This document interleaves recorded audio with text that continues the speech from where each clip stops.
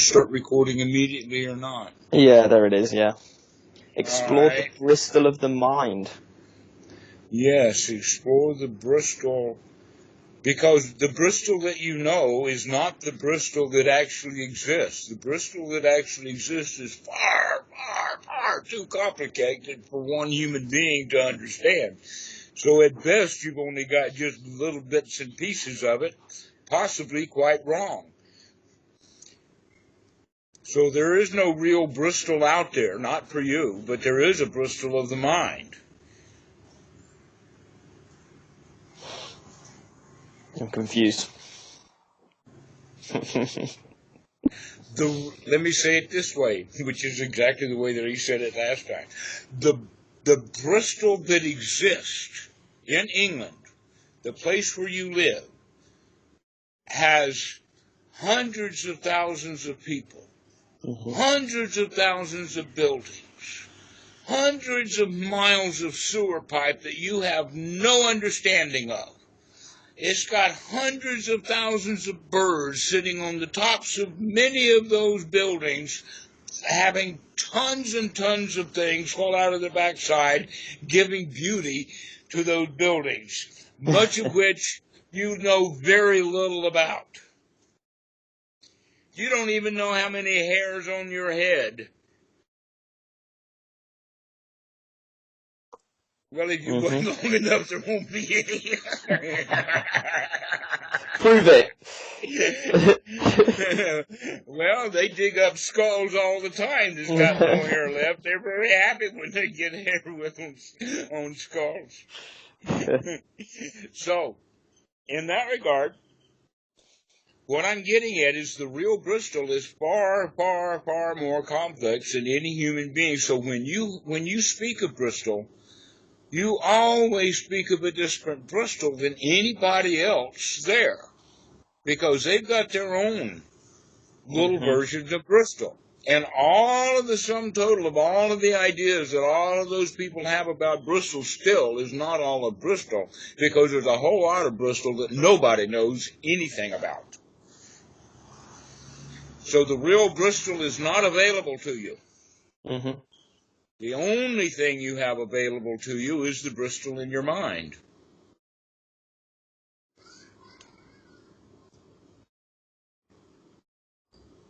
Sorry about that, but that's the reality of it.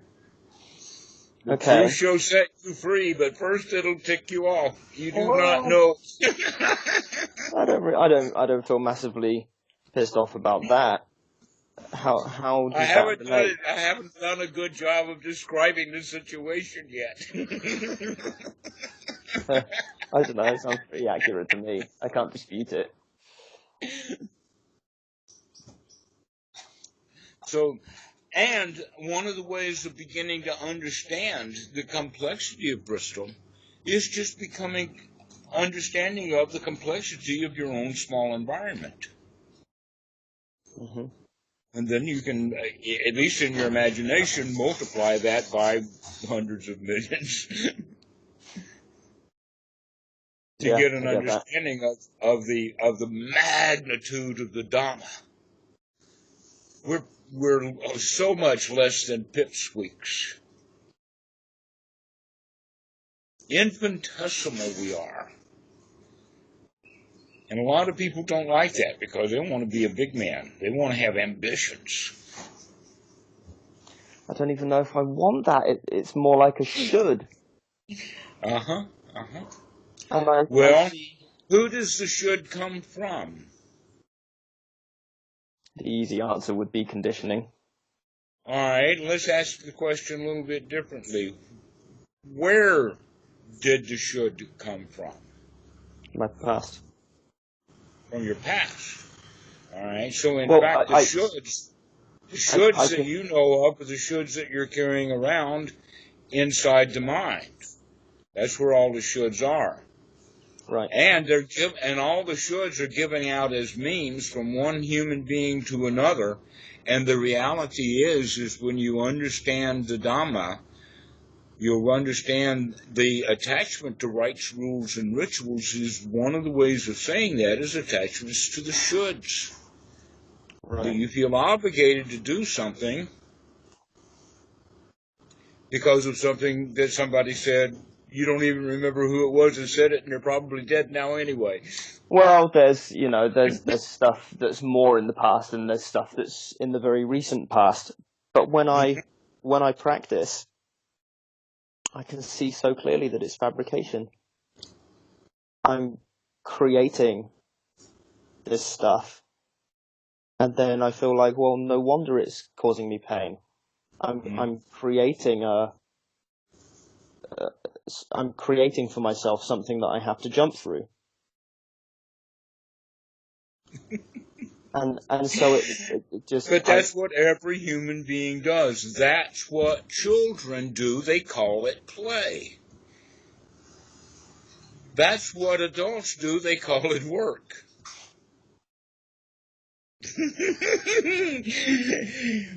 So now I'm looking at this whole issue from another perspective. When it stops being a should and it looks like fun,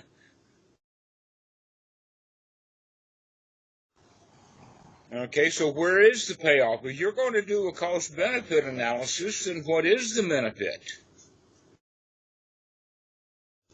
To doing what I'm doing right now. No, the benefit from whatever, I mean, in general, you're talking about cost-benefit analysis of ambition. Mm-hmm. Okay. Well, so what is the benefit of ambition? It can be an effective motivator. It can... never mind. You're going intermediate. Motivating to do what? And what will be the reward of that motivation? What's the end goal here? To have things and experiences. Time structuring. Okay. This is an issue. Even Bhikkhu Buddhadasa knows about it and has talked about it. I don't really know how it's referenced in the suttas, but it may have not been a concept. Because remember, they didn't even have clocks, never mind all of the stuff that we have in that regard. But we have the whole idea, if we have an idea of time, that we need to have an idea of time structuring. Mm-hmm. All right, so what you're talking about is your ambitions are going to go towards the construction of something positive, which will plot under time structuring. So what other benefits? What is the sunum bunum? What's the grand good? What's the great good out of ambition? Well, it could lead me to serve others in a greater capacity. Okay. I could reach more people and do more work, do more good work with people. Right now, that's people who want to learn to play the drums. Mm-hmm. Can we put that under the classification of spreading joy? Kind of. Kind of? Kind of. Oh, so you want to make your drum students miserable? No, absolutely not. All right. But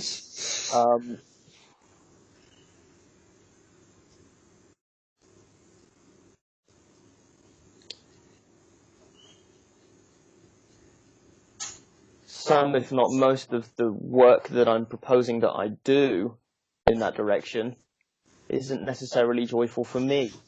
Like, I don't find myself leaping out of bed in the morning. There's great ideas about how I'm going to expand my work and reach more. Well, there's another way of doing it, and that is don't leap out of bed. Just lay there in bed and enjoy the moment. Why leap out of the bed at all? What's this leap stuff? Well, this is the root of the fear, is that if I just relax, I won't do anything. There's so much. How do you know that? Well, I was closer to that before coming to Thailand, and I was very passive. I was working very few hours. I wasn't moving things forward. And then something changed. And you go up and down. Sometimes these cycles don't run at the speed of light. Sometimes they run at the speed of months. In fact, the old folks from years and years ago know something about a 6-week time span. They called it 40 days and 40 nights, which is actually just 6 weeks. And now the medical people know all about it, that it really takes 6 weeks to develop a habit. Mm-hmm. Well, when I came back from Thailand, I was on a high. And I was trying new things, and I was very, very active. Then I burnt out and became very passive again, and here I am, and I've snapped right back into my comfort zone as it was before I came away. Did I know that was going to happen, or what? Sure you did. All right, so now that we have to go and recognize that cycle exists. And once you recognize that it exists, you can begin to take control of it.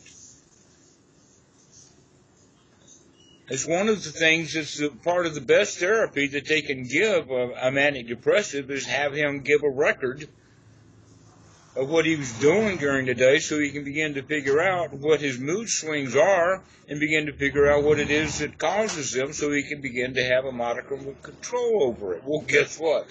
Everybody I know is manic depressive. Some of us wear labels and take medicines, and some of us don't.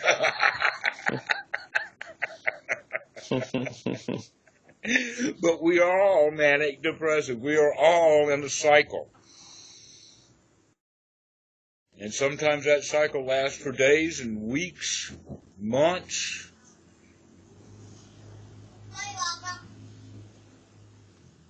And so we need to begin to see these cycles. Some of these are long cycles. This is part of the investigation. Because once you begin to see these cycles, and now you can begin to see them. I mean, we're talking about them. Yeah. When you first met me, we wouldn't have talked about this. I'm only talking about it because you're seeing it now. You're beginning to see these cycles up and down, and up and down. Yes, those things exist. Wait a minute. You got a problem.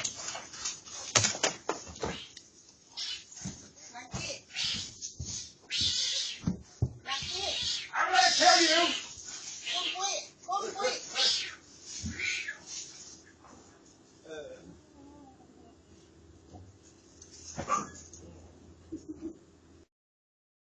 That ain't all. I'm going to get you. What the hell are you doing?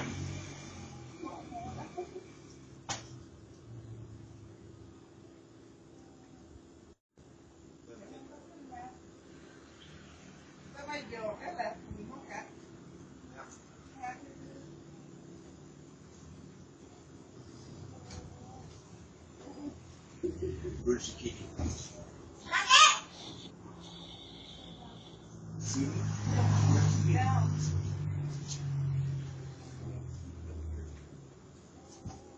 Anh chưa này cứ nằm buồn lắm. Các bạn để nhìn dạng là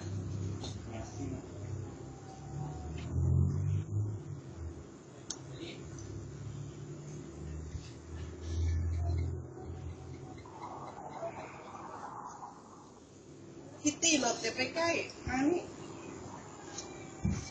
มันไม่เป็นไรหรอกมันก็เก่ง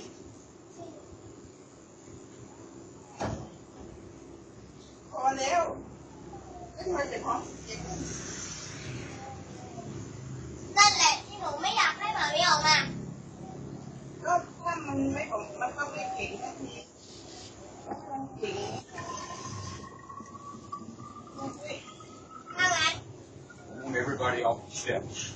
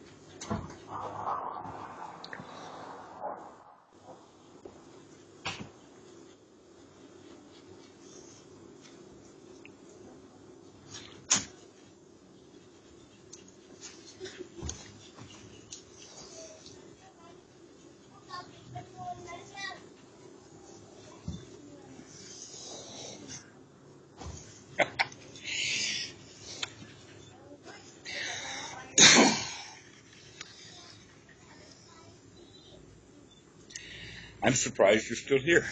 Wasn't that long.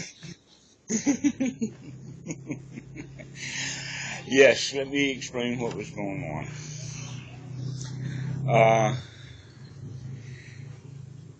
We have 2 adult dogs that are half wild. One of them's alpha. Mm-hmm. And now we have a new kitten in the house Mm. for about a month now. And this is actually the first entanglement that they've had. And part of the reason is that I wasn't on guard because I was talking to you. Not that I'm blaming you or anything. Sure. Just can't watch everything all at the same time. But anyway, everything is taken care of quite Good. beautifully. Good. Animal instincts are animal instincts. Just earlier today, Lucky and the kitten were nose to nose with each other. Mm-hmm. Mm-hmm. And so they'll have a relationship.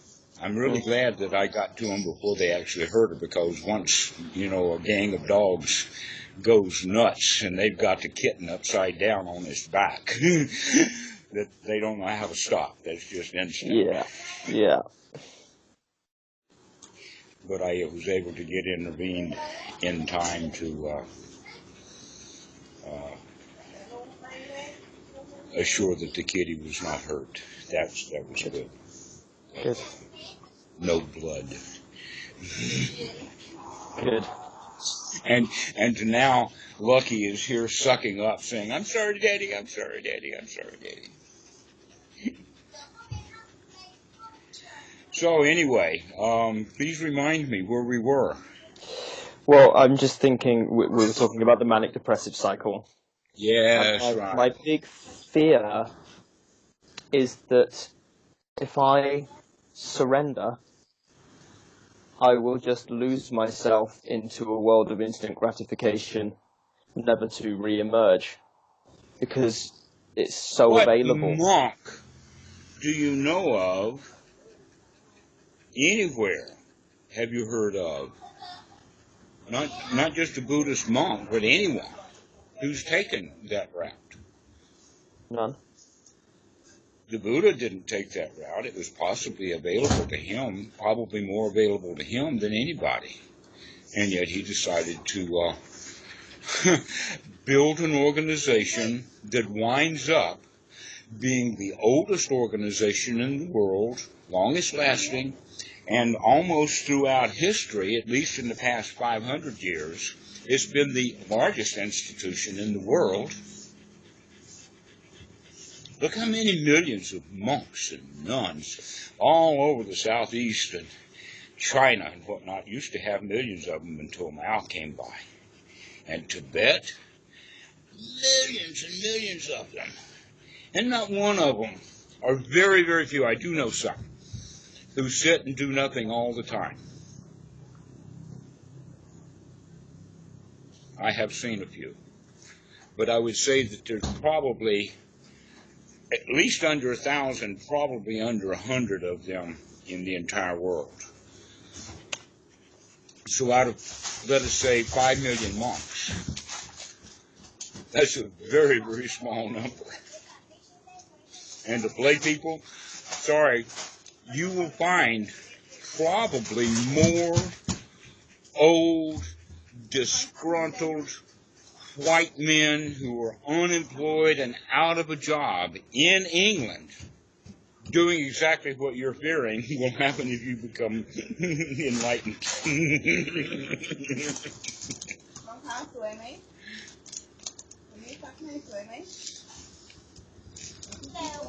And I imagine there's probably there in England by the thousands. And in America, they're there by the tens of thousands. I know they vote for Trump.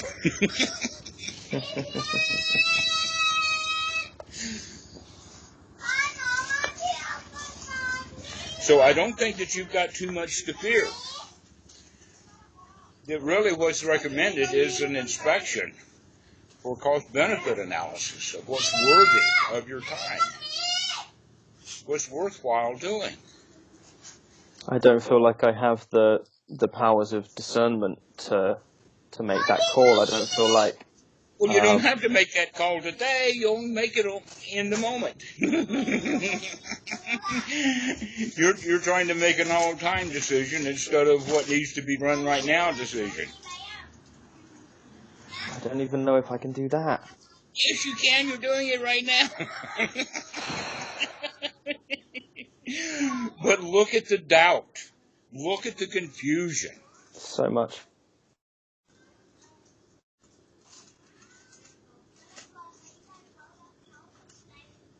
And part of that is because you demand to know in order to answer that question that starts with the word should. And the reason the shoulds are present is because of fear of regret, fear of choosing the wrong path. Well, in fact, another way we've talked about right view is to understand that any particular worldly path that you take is going to be the wrong path. The right path is to not take a path. And that stinks of passivity. No, it doesn't. It stinks of the yellow brick road. It stinks of Rocket Man. I can't put those two together. Okay, Dorothy and the Tin Man hopping and skipping down the yellow brick road. And then the mind jumps immediately from the yellow brick road of the Wizard of Oz to the yellow brick road, the song of, who's it? He's British anyway.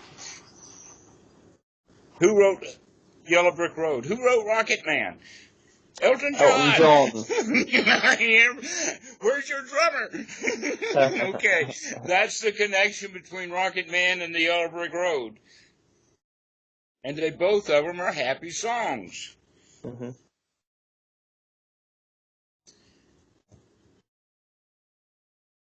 So the whole idea is that you have to have wisdom for what you want. Because in fact, you're going to learn how to control your feelings by paying close attention to them.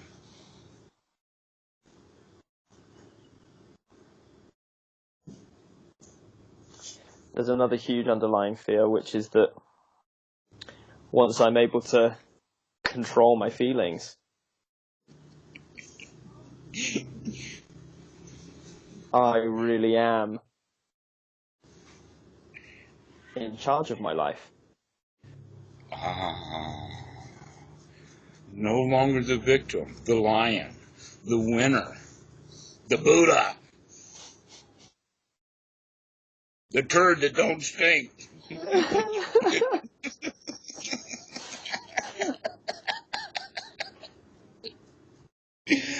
Yes, coming out of victim's position is a little bit daunting because that means actually is that you have to give up both the predator and the helper or the savior.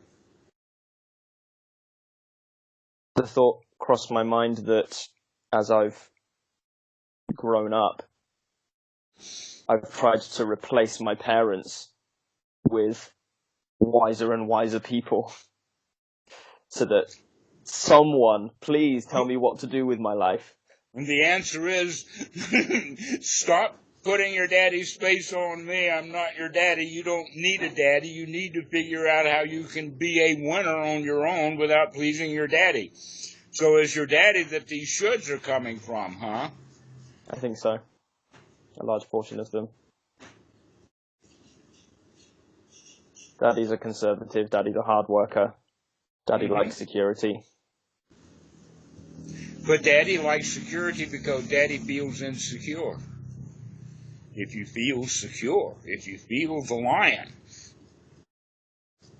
if you can control your feelings, one of the ways of controlling them is just to rush out with the fear. Out you go. I'm not afraid. But doesn't fear serve a purpose? Yes. It serves the purpose of false positives. It kept the species alive long enough for us to wake up. Now that we're waking up, we no longer need fear. We need wisdom instead. What are the false positives? Remember the story about the two ancient hunters or whatever walking down their own path. They're in the woods carrying their spears, and one of them hears a rustle in the leaves behind him. And he takes off immediately. The other one turns around to see what it was, and he's lunch. That's the purpose of fear, is to flight when it's time to flight. And the human mind now is in such a condition of being conditioned that way that we're in a state of fear all the time when there's nothing to fear. Mm-hmm. Your dad actually has no control over you. He might, in fact, very much approve of you being able to live a fearless life, not needing security because the security is built in. I think it would be very challenging to him. When I spoke to him about diminishing oughts and shoulds, or diminishing feelings of ought and should, his response to me was in a very sad tone. Dan, that's the way I've lived my entire life. Well, maybe you can help him. He's your first Dharma dude. I already am helping him.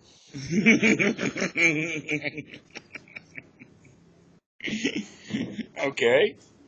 I pretty much instigated his retirement plans with the story about the fisherman who comes back to shore and sees the businessman on holiday, and the businessman tells him he can build an empire. You may have heard this story. The businessman asks the fisherman, "What are you doing here?" And the fisherman says, "Oh, I've got a great life. I get up late, I go out and catch a few fish, come home, take a nap with my wife, kids come home from school, we play." And the businessman says, "Well, that's great, but have you thought about hiring someone else, getting another boat? Maybe eventually you can get a fleet. You could get some premises in the States. You could build an empire, earn loads and loads of money. And then when you're done, you can retire, move back home, get up late, go out, catch a few fish every day, take a nap with your wife." Okay. So, if you can tell that story to your dad, and he actually understands it well enough to make a huge life change in the sense of retiring, then why don't you make a big life change and retire also? All you have to do is retire from your should. Because I'm scared that if I do that, I will look back and wish I'd achieved more. We've done this song before. That's why I sent you Frank Sinatra that starts with the line, "Regrets, I've had a few, but then again, too few to mention." So, we will have regrets so long as you dwell in the past. I would hope that you can